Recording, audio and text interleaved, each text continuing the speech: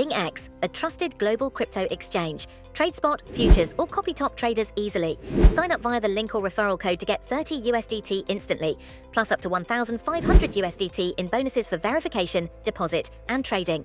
A revolutionary drone combat system, inspired by the mechanics of video games, has rapidly gained widespread adoption within Ukrainian military units, expanding its application beyond initial strike operations to encompass crucial reconnaissance, artillery coordination, and logistics support. This innovative approach, as revealed by Ukraine's first Deputy Prime Minister Mikhailo Fedorov in an interview with The Guardian, is transforming modern warfare. The system, known as the Army of Drones bonus system, incentivizes drone teams by awarding points for successful engagements. These points can then be redeemed for vital military equipment, including a vast array of drones, autonomous vehicles, and other advanced drone warfare materials, through an online platform aptly described as an Amazon for war called Brave One, which boasts over 100 different items. The competitive spirit is palpable, with teams vying for top positions on a public leaderboard,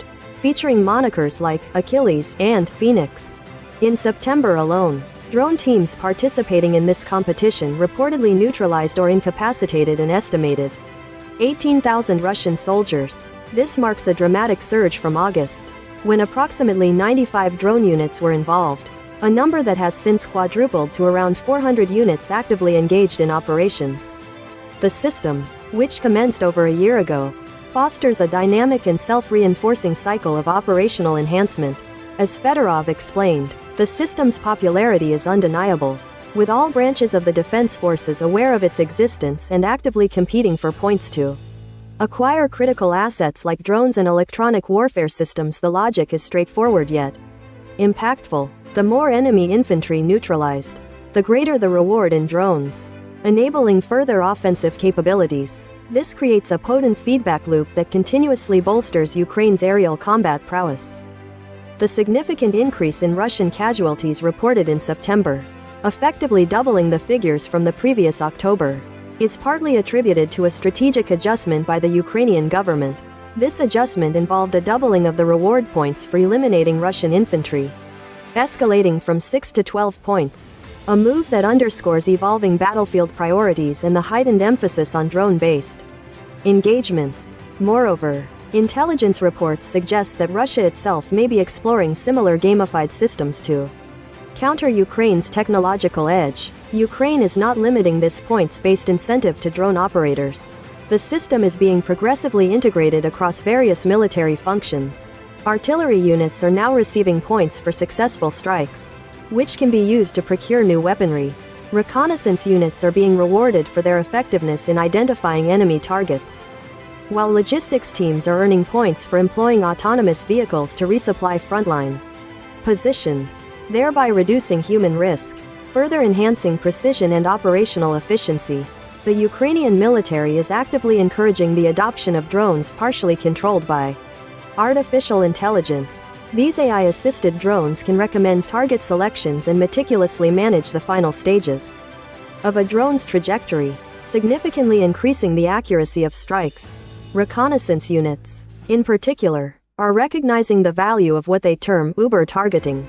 This innovative method draws a parallel to the familiar ride-hailing service, where a target is designated on a map by dropping a pin, much like requesting a ride. Instead of a taxi, however, a drone dispatched from another unit intercepts and neutralizes the designated target. This expansion of the points-based operational framework, however, arrives amidst cautionary notes from defense analysts.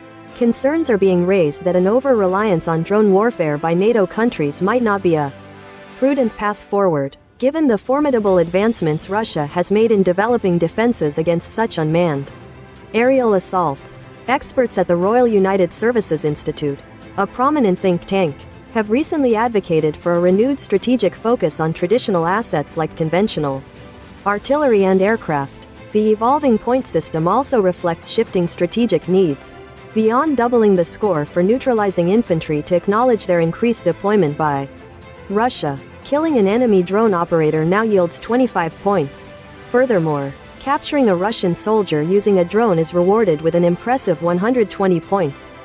a clear indication of Ukraine's strategic interest in acquiring prisoners of war for potential exchanges with the enemy. While the Ukrainian cabinet officially sets these point values, Fedorov acknowledges the stark reality of assigning monetary figures to human lives in wartime, describing the process as pretty much emotionless. He elaborated on the relentless nature of their prolonged conflict, stating, "We're at war for 4 years in a row. And it is hard. We're just finding ways to be more effective. We're thinking of this as just part of our everyday job.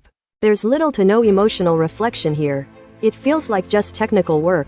Because if you don't stop the enemy, he will kill your servicemen, and after the servicemen are dead, he's going to come to a city and he's going to conquer, raise and kill civilians." Ukrainian drone operators are positioned at varying distances from the front lines, sometimes as close as 250 meters, and at other times up to 3 kilometers away.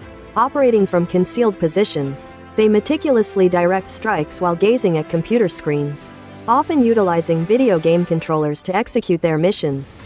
The Achilles unit, recognized as one of the top 10 most successful drone regiments, operates within the eastern regions of Kharkiv and Donetsk. Its commander, Yuri Fedorenko, emphasizes that exceptional drone pilots are not solely individuals with a background in video gaming. He asserts that disciplined people are the best pilots, while acknowledging that younger individuals might possess greater stamina and require less recovery time. Fedorenko stresses that discipline is the paramount quality for an effective drone operator. He also downplays the notion that the system constitutes a mere gamification of war, noting that orders are sometimes given to destroy low-point targets if strategically vital for immediate battlefield objectives. "We need to fulfill the task first of all, because this is war," he stated. "That's what we need to do, not chase points." Another drone unit commander, Andriy Poltorotsky, described the operational environment as one of pervasive competition. He explained that individual drone operators vie against each other, groups compete with other groups, and even senior commanders engage in this competitive dynamic. Poltorotsky characterized this as healthy competition rather than mere amusement, emphasizing that as soon as Russian forces launch an offensive, the competition stops and everybody works together to achieve the overarching goal of protecting Ukrainian lives. Irrespective of the points system, the meticulously tracked points for kills system has yielded a wealth of invaluable data for Ukraine, enabling a far more profound understanding of the mathematics of war, according to Fedorov. "Thanks to the points, we're actually starting to understand more about what's happening in the battlefield," he remarked.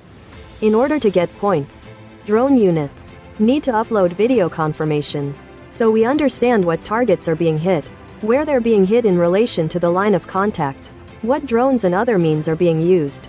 So we are seeing what's more effective, what's less effective. Everybody sees the leaderboard, so units are starting to go to each other to do some peer-to-peer learning. Leaders are starting to teach and pave the way for those who are still growing and developing. Innovation goes from the ground up. This data-driven approach fosters continuous improvement and knowledge sharing across the entire defense apparatus.